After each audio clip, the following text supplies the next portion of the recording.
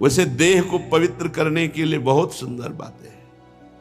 जहां सबकी जूठन पड़ी हो, जूठन उठा दो। जहां सबके जूते उतरे हो, चुपचाप एकांत में बैठ के सबके जूते साफ कर दो।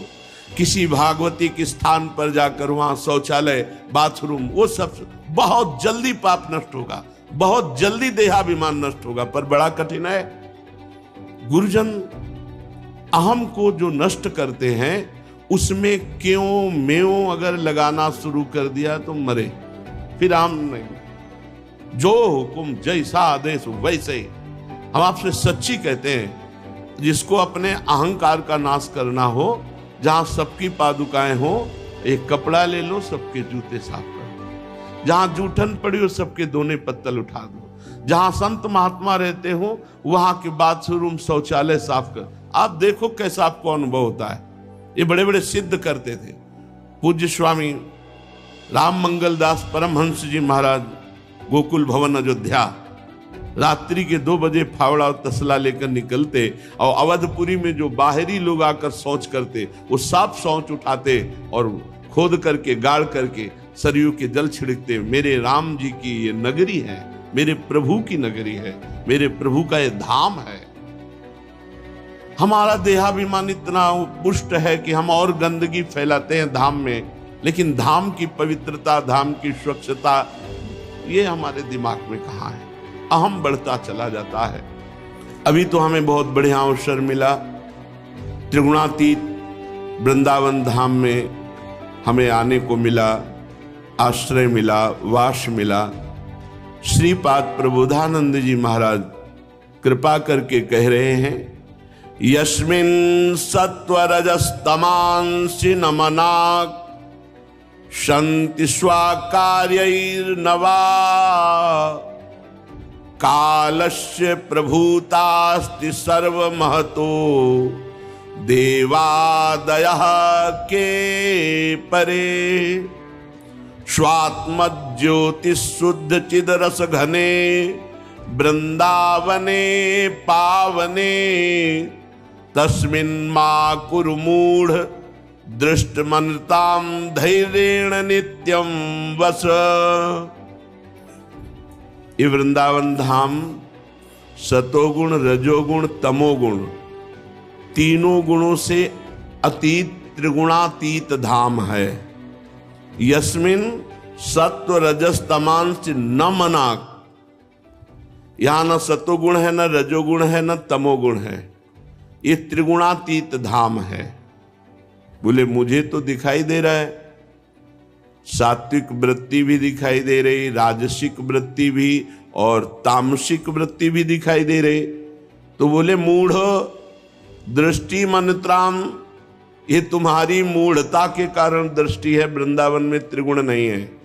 ये त्रिगुणातीत धाम है जिसमें आप वास कर रहे हैं, जिसमें रह रहे हैं। ये त्रिगुणातीत धाम है। हम नहीं जान पा रहे क्योंकि हमारी दृष्टि त्रिगुणमयी है, हमारा अंतःकरण त्रिगुण से प्रभावित है। इसलिए चिदानंद वृंदावन भी त्रिगुण में दिखाई दे रहा है। जैसे हम लाल चश्मा लगावें तो सब लाल दिखाई देगा, हरा तो हरा दिखाई देगा, ऐसे ही त्रिगुण का चश्मा लगाए तो वृंदावन में भी त्रिगुण ही दिखाई दे रहा है।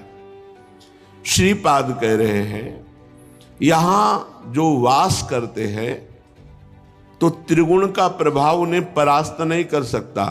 और अगर यहां शरीर छूटा तो त्रिगुणातीत धाम की कृपा से वो त्रिगुणातीत हो जाएगा। वो गुणातीत अवस्था वाले महापुरुषों को जो गति, वही गति वृंदावन वासी को प्राप्त होगी। संत्य स्वाकार्यैर्नवा, यहां स्वाकार्य जो अपना प्रधान कार्य है, भगवत प्राप्ति, सर्वश्रेष्ठ जीवन मानव का उसी का माना जाएगा जिसके जीवन में एक लक्ष्य बन गया है, मुझे भगवान की प्राप्ति करनी है। सब कार्य करते हुए परम धर्म, परम कर्तव्य, स्वाकृपा, मुझे भगवत प्राप्ति करनी है। तो ये भगवत प्राप्ति श्रीधाम में ज्यादा प्रयास नहीं करना पड़ेगा, वास मात्र से आपको भगवत प्राप्ति हो जाएगी। पर कहते हैं कि कालस्य प्रभुतास्ति सर्वमहतो देवादयः के परे। काल का प्रभाव तुम्हारे ऊपर पड़ता है, पर यदि आप प्रभु की शरण में होकर नाम जप करेंगे तो जिए काल बस ना पड़े। जैसे कलिकाल है, काल माने होता समय, जैसा युग होता है, जैसा वातावरण होता है, जैसा देखते सुनते बोलते हैं, वैसा हमारे हृदय में चिंतन होता है, वैसा ही प्रभाव पड़ता है। लेकिन किनके ऊपर? जो भगवान की शरण में नहीं है, जो भगवान का भजन नहीं करते हैं, उनके ऊपर काल का प्रभाव, समय का प्रभाव पड़ता है। समुझ जे आए शरण ते डरत ना काल डर, दियो दान तिन भय द्वंद दुख सब घटे, नित नित नव नव प्रेम कर्म बंधन कटे। कहां काल प्रभाव? नित नित नव नव प्रेम कर्म बंधन कटे। कटे कर्म बंधन संसारी, सुख सागर पूरी तत् भारी, विधि निषेध श्रृंखला छुड़ावे, निज आलय बन आन बसावे। जो हमारे प्रभु श्री हितजू महाराज श्री प्रियालाल की शरण में आ गया तो संसार में बांध करके बार बार जन्म मरण कराने वाले कर्म बंधन कटे, कर्म बंधन संसारी, और सुख सागर पूरी ततिभारी, पूर्ण सच्चिदानंद में सुख प्रदान करने वाले प्रभु ने देखा कि ये मेरी शरण में है। एक स्वभाव देखा गया हमारे प्रभु का कि मानो हम शरण में हो गए और किसी भोग ने, किसी भी आकर्षण ने हमको प्रभु से विमुख कर दिया, और फिर जब हमें होश आया और प्रभु की शरण में पुनः मुड़ करके देखा तो विमुख भये निमिषहु न अकृपा, जब चितये तब वैसे। हमारे प्रभु का स्वभाव है, हमने प्रभु को छोड़कर विषय भोग स्वीकार कर लिया, फिर जब ज्ञान आया, माया की आंधी हटी, फिर जब प्रभु की तरफ देखा तो वैसे ही दुलार करते मिले। विमुख भये निमिषहु न अकृपा, जब चितये तब वैसे। सुख सागर पूरी तति भारी, विधि निषेध श्रृंखला छुड़ावे। ये विधि ये निषेध इससे अलग कर दिया। प्रिया प्रीतम के प्रेम में विधि निषेध नहीं, दास अनन्य उत्कट व्रतधारी। एकमात्र श्यामा श्याम का नाम स्मरण, लीला गायन सेवन, विधि निषेध की कोई गुंजाइश ही नहीं। विधि निषेध श्रृंखला छुड़ावे और निज आलय बन आन बसावे, और उस जीव को अखंड वृंदावन वास देते हैं। और वृंदावन वास होते ही रसिकों के संग से वो रसिक वृत्ति धारण करके प्रियालाल के प्रेम में डूब जाता है। कहां काल का प्रभाव? और कह रहे हैं सर्व महतो, बड़े बड़े महान पुरुषों का भी प्रभाव। जब आप प्रिया प्रीतम के चरणों की तरफ चलेंगे तो एक ऐसी वृत्ति प्राप्त होती है कि उस भगवत प्रीतिमयी वृत्ति के सामने कुछ नहीं टिकता। बड़े बड़े सिद्धांत, बड़े बड़े ज्ञान विज्ञान योग आदि की बातें उसको नहीं, उसको लगता है बस मेरी प्रिया, जो मेरे प्रियालाल, इनको भोग लगाना, इनके आगे नृत्य करना, इनका सुख ही हमारा जीवन सुख है। ये बहुत बड़ी वृत्ति है, मेरे प्रियालाल, मेरे प्रियालाल। ये जिसके हृदय में आने लगा, मेरे श्यामा श्याम, ये बहुत कृपा की बात है, उसकी दुर्गति नहीं हो सकती। जिसने अपनापन प्रभु से कर लिया, युगल सरकार से कर लिया। महतो, सर्व महतो, बड़े बड़े महापुरुषों से भी हमारा कोई संबंध नहीं। त्रिगुण का प्रभाव संसार में पड़ता होगा, हम वृंदावन वासी, हमें इसकी कोई परवाह नहीं। हमारा अंतिम निर्णय त्रिगुणातीत होगा। दूसरा, न मनाक्ष संति स्वाकार्य न वा कालस्य प्रभुतास्ति। हमें जो स्वाकार्य भगवत प्राप्ति है, इसकी दृढ़ निष्ठा धारण करनी। मुझे इसी जन्म में भगवत प्राप्ति करनी। देखो, दौड़ने वाला ही गिरता है। ये माया इतनी प्रबल है कि बड़े बड़े राज ऋषि, महर्षि, ब्रह्म ऋषि, मुनियों को भी क्षोभ पैदा कर देती है। अपने लोग तो बच्चे हैं, उनकी तपस्या के आगे, उनके ज्ञान के आगे, उनके योग के आगे बच्चे हैं अपने। इन बड़े बड़े महापुरुषों को भी माया ने आकर्षित करके झुका दिया। अगर अपने लोग फिसल जाते तो कोई बड़ी बात नहीं, हिम्मत करो, फिर खड़े हो और दौड़ भागो प्रभु की तरफ। जीवन भर वैश्यागमन करने वाला और चेतना जागृत हुई तो बिल्व मंगलाचार्य बन गया। यहां एक बार फिसल गए, एक बार घुटने टेक दिए माया के आगे, तो कौन सी बड़ी बात है। मेरे भगवान की माया है, किसी और की है। मेरे भगवान की वो दुरंत माया है जिसको बड़े बड़े नहीं लांघ सकते। तो कहीं मेरे अंदर अभिमान होगा तो मेरे प्रभु ने उसी अभिमान को चूर करने के लिए घुटने टेकवा दिए। पर हमने घुटने किसके आगे टेका? अपने भगवान की माया के आगे। मम माया दुरत्या, किसी और की नहीं है, मेरे स्वामी की माया है। वो स्वीकार करते हैं, दैवी हेषा गुणमयी मम माया दुरत्या। इसलिए निराश, हताश, उदास न मनाक्षंति स्वाकार्य न, अपने स्वाकार्य के लिए कभी उदास नहीं होना। मुझे भगवत प्राप्ति करनी है किसी भी स्थिति में, अब इसमें कोई गुंजाइश नहीं। चाहे जितनी बार हम फिसल कर गिरे, लेकिन दौड़ेंगे प्रभु की तरफ ही। सर्व महतो देवादया के परे। अब ये हमें किसी अन्य का आश्रय नहीं लेना। सर्व महतो बड़े बड़े महापुरुष या बड़े बड़े देवता नहीं, हम काल के भी अधीन नहीं हैं, क्योंकि प्रभु की शरण में आए तो प्रभु की शरणागति कालातीत है। धाम में वास कर रहे हैं, धाम त्रिगुणातीत है। तस्मिन मां कुर मूढ़, ऐ मूर्ख, ऐसे महामहिम मार्ग को प्राप्त करके अब तू धैर्य से विचलित मत हो।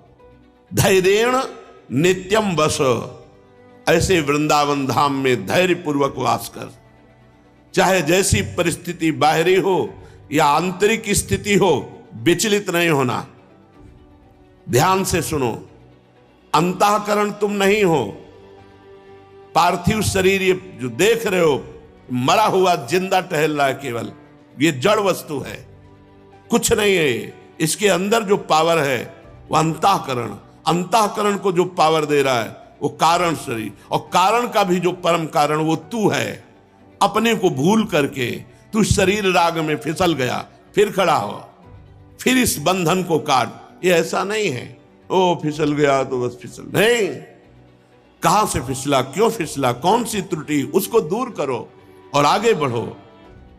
धैर्येण नित्यम वश, धैर्य पूर्वक प्रभु की शरण में रहो। धैर्य पूर्वक वृंदावन का आश्रय ले लो, धैर्य पूर्वक वृंदावन का वास करो। देहार्थे हा सुनीचाचरण मतिरलम, संस्तुतौ वाच्य बुद्धि, संपद्यापन्मति, क्वाप्यः न मम धी, स्त्रिया कृतौ राक्षसी धी, व्यर्थात्याभार बुद्धि, कुवपुषि जनता संगतौ सर्वबुद्धि, स्वस्मिन् सर्वोत्तमेप्यत्यधमतं मतिस्तिष्ठ वृंदावने भो। देहार्थेहा सुनीचाचरण मतिरलम, संस्तौ वाच्य बुद्धि। वैसे देह को पवित्र करने के लिए बहुत सुंदर बातें हैं। जहां सबकी जूठन पड़ी हो, जूठन उठा दो। जहां सबके जूते उतरे हो, चुपचाप एकांत में बैठ के सबके जूते साफ कर दो। किसी भागवती के स्थान पर जाकर वहां शौचालय, बाथरूम, वो सब बहुत जल्दी पाप नष्ट होगा, बहुत जल्दी देहाभिमान नष्ट होगा। पर बड़ा कठिन है। गुरुजन अहम को जो नष्ट करते हैं, उसमें क्यों म्यों अगर लगाना शुरू कर दिया तो मरे, फिर हम नहीं। जो हुकुम जैसा आदेश वैसे ही। हम आपसे सच्ची कहते हैं, जिसको अपने अहंकार का नाश करना हो, जहां सबकी पादुकाएं हो, एक कपड़ा ले लो, सबके जूते साफ करो। जहां जूठन पड़ी हो सबके दोने पत्तल उठा दो, जहां संत महात्मा रहते हो वहां के बाथरूम शौचालय साफ कर। आप देखो कैसा आपको अनुभव होता है। ये बड़े बड़े सिद्ध करते थे। पूज्य स्वामी राम मंगल दास परमहंस जी महाराज गोकुल भवन अयोध्या रात्रि के 2 बजे फावड़ा और तसला लेकर निकलते और अवधपुरी में जो बाहरी लोग आकर शौच करते वो साफ शौच उठाते और खोद करके गाड़ करके सरयू के जल छिड़कते। मेरे राम जी की ये नगरी है, मेरे प्रभु की नगरी है, मेरे प्रभु का ये धाम है। हमारा देहाभिमान इतना पुष्ट है कि हम और गंदगी फैलाते हैं धाम में, लेकिन धाम की पवित्रता, धाम की स्वच्छता ये हमारे दिमाग में कहां है। अहम बढ़ता चला जाता है। देहार्थेहा सुनीचा चरण मतिरलम। देह के द्वारा बहुत छोटे छोटे जो जिनको नीच कार्य का मतलब बहुत छोटे, पर भगवत सेवा को छोटा समझ लेना ये भगवत सेवा का तिरस्कार होता है। जब अंगद जी को भगवान ने विदा करने की बात की तो अंगद जी के मुख से एक शब्द निकल गया, नीच टहल सब गृह की करी हो। प्रभु नीच से नीच सेवा मैं करूंगा, मुझे जान। प्रभु की कोई नीच सेवा होती है? भगवान ने अपनी पोशाक दे दी, प्रसादी, सेवा नहीं दी। नीच टहल, अपने स्वामी की कोई नीच टहल होती? यहां की नाली साफ करना नीच है? अरे अहो भाग्य, वो तो हृदय जाने मोरी छाती, वो सुख मुझे पता जब सेवा की। हो गुरुदेव कितने कृपालु हैं, कितने कृपालु हैं, जो कभी जिंदगी में सोच नहीं सकते थे, वो सेवा का सौभाग्य हमें दिया।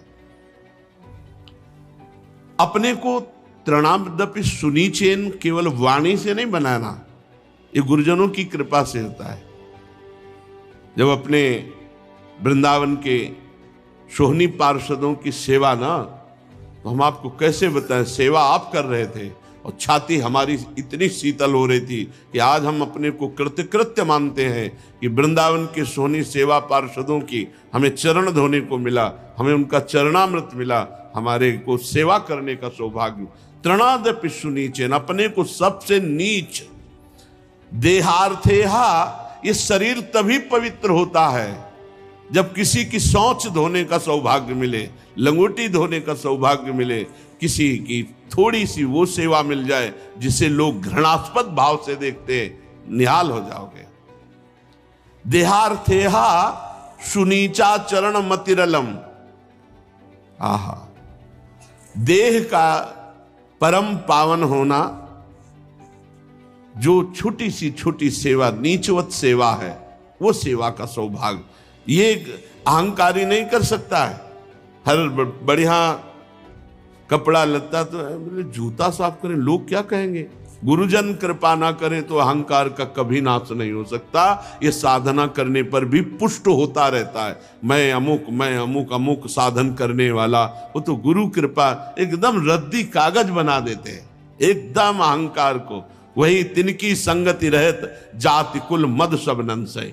मन डरता है गुरुजनों के सामने जब जाते हैं तो डरता है, मतलब लगता है धन्य है गुरु कृपा जो इस दुष्ट मन को थर्रा देता है।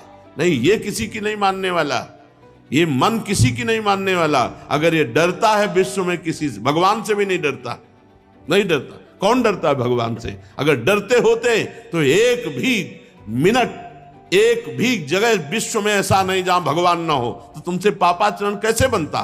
तो कहां डरते हो भगवान को? अगर डरा मन तो गुरुदेव से डरा। सर्वज्ञ गुरुदेव की दृष्टि हमारे ऊपर है, कहीं चूक ना हो जाए। वो शासन करके जबरदस्ती मन पर अपना अधिकार कर लिया। हम तो मन दे भी नहीं पा रहे थे, उन्होंने मन को खींच लिया और अपने अधीन कर लिया। मन की लगाम को ऐसे पकड़ लिया जैसे श्री कृष्णचंद्र जी ने अर्जुन के रथ के घोड़ों की लगाम पकड़ ली। संस्तुतो वाच्य बुद्धि, अपने में सदैव नीच भाव रखो।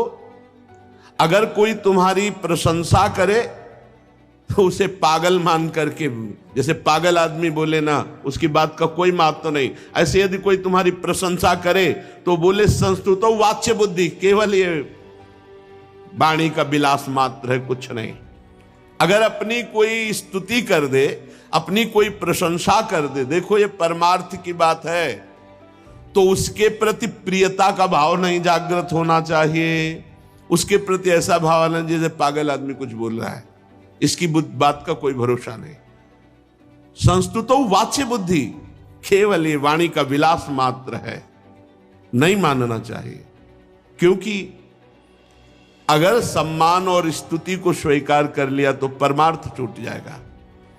भर्तृहरि जी ने भगवान शंकर से वरदान मांगा, प्रभु मुझे जीवन में कभी सम्मान से भिक्षा ना मिले, अपमान जनित भिक्षा मिले, क्योंकि सम्मान परमार्थ का नाश करता है और अपमान परमार्थ को पुष्ट करता है। देह भाव रहित करने के लिए यह अपमान जरूरी है।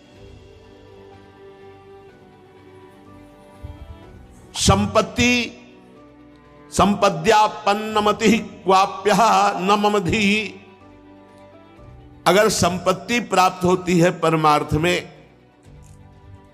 तो जैसे कोई विपत्ति और आपत्ति को अंदर से स्वीकार नहीं करता, ऐसे परमार्थ के पथिक को उस संपत्ति को अंदर से स्वीकार नहीं करना चाहिए, अंदर से अस्वीकृति होनी चाहिए।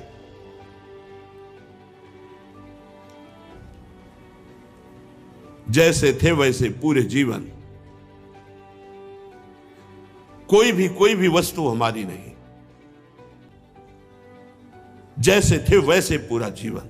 कोई व्यक्ति हमारा नहीं, कोई वस्तु हमारा नहीं, कोई स्थान हमारा नहीं।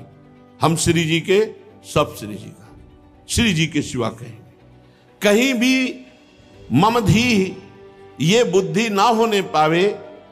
संपद्यापन्नमति ही, मेरे पास वैभव, मेरे पास संपत्ति है, अगर ये स्वीकार कर लिया तो जो असली संपत्ति है, दंपति संपत्ति पावही, फिर उसमें तुम्हारी बुद्धि प्रवेश नहीं पाएगी। कोई स्तुति करे तो केवल वाग विलास मात्र है, भारी संपत्ति मिल जाए तो ये केवल माया का नाटक मात्र है, ये कोई संपत्ति नहीं। संपत्ति तो दंपत्ति सी श्यामा श्याम है। और अगर कोई सुंदर अप्सरा मिल जाए या सुंदर पुरुष देव जैसा मिल जाए तो कह रहे कैसी अपनी बुद्धि को सावधान, कहीं आसुरी प्रवृत्ति में न फंस जाए। इसलिए स्त्रियाकृतौ राक्षसी धी, इस बुद्धि में कहीं राक्षसी भावना घुस जाए कि ये राक्षसी बुद्धि है, स्वसुखवांछा।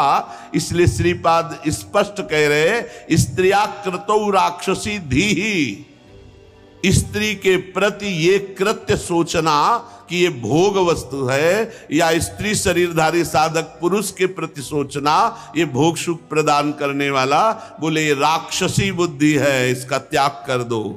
प्रशंसा को वाग विलास मात्र समझो, संपत्ति को कूड़ा करकट समझो, और नाना प्रकार की भोग सामग्रियां ये सब केवल माया विलास मात्र।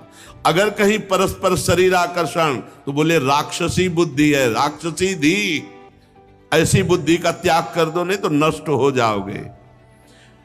व्यर्थात्या भार बुद्धि कुवपुष जनता संगतौ सर्वबुद्धि। इस देह को केवल यात्रा की गाड़ी समझनी, भार मात्र है। हमें भगवत प्राप्ति तक ये शरीर पहुंचाएगा। शरीर के बिना भजन नहीं होता, इसलिए इसको उचित भोजन देते हैं, स्नान कराते हैं, इसको वस्त्र पहनाते हैं और भजन मार्ग में चलाते हैं। कर्तव्य का पालन, ये मैं नहीं हूं, ये मेरी गाड़ी है। ये शरीर एक गाड़ी है जो भगवत प्राप्ति रूपी मार्ग को तय कराती है, बस। बिना शरीर के भजन नहीं होता, इसलिए इसको बहुत प्यार करते हैं। भजन के लिए प्यार करते हैं। संसारी आदमी शरीर को मैं मान करके और भोगों के लिए वो जीवन यात्रा चलाता है, और परमार्थ का पथिक शरीर को एक गाड़ी मान करके समय समय से जैसे गाड़ी में पेट्रोल डीजल डालते हैं तो घी दूध फल फूल जो भी है उचित डाल करके और स्नान आदि से पवित्र करके अपने कर्तव्य का पालन करते हुए भगवत यात्रा पूर्ण करते हैं। भगवत प्राप्ति की यात्रा पूर्ण कराने वाला शरीर एक गाड़ी मात्र है। और जनता संगतौ सर्वबुद्धि, समस्त जो भगवत विमुख जन है इनसे हमारी बुद्धि ऐसे डरे जैसे सांप से डरती है, क्योंकि हम जैसा संग करते हैं वैसा ही रंग चढ़ने लगता है। हमारी बुद्धि में एक पकड़ होती है, जो देखती है, जो सुनती है, जो बोलती है इंद्रियां, वही जो है मन सहित बुद्धि उसे पकड़ लेती है और उसी का मनन चिंतन होता, फिर वही चेष्टाएं होती, जो चेष्टाएं होती वही हम अपने को मान लेते हैं। जैसे कई लोग प्रश्न करते हैं, मैं गृहस्थ हूं, पहले ही गलती कर दी, हम कैसे भगवत प्राप्ति कर सकते हैं? गलती पे गलती कर रहे हो। तुम गृहस्थ धर्म का पालन करने वाले हो, गृहस्थ नहीं हो। तुम भगवान के अंश हो, तुम वैष्णव हो, तुम भगवत भक्त हो। अब गृहस्थ धर्म का पालन करते हुए कैसे भगवत प्राप्ति करनी, ये वार्ता की जाए। पहली गलती कर देते हैं हम तो नहीं। ये कैसे आ गया? संसार संसर्ग से आ गया, संसार के संसर्ग से आ गया। इसलिए संगतौ सर्प बुद्धि, जो हम संसार के भगवत विमुख पुरुषों का संग करेंगे तो मानो हमने सर्प का संग कर लिया, सर्प ने डस लिया तो जहर चढ़ गया। ये संसारी पुरुष डस लेंगे, इनका जहर चढ़ेगा भोग वासना। इसलिए स्वस्मिन् सर्वोत्तमे प्यत्यधम तमो मतिस्तिष्ठ वृंदावने भो। हे भाई, तुम अपने को सबसे अधमतम जान करके वृंदावन वास करो तो इसी जन्म में तुम्हें भगवत प्राप्ति हो जाएगी।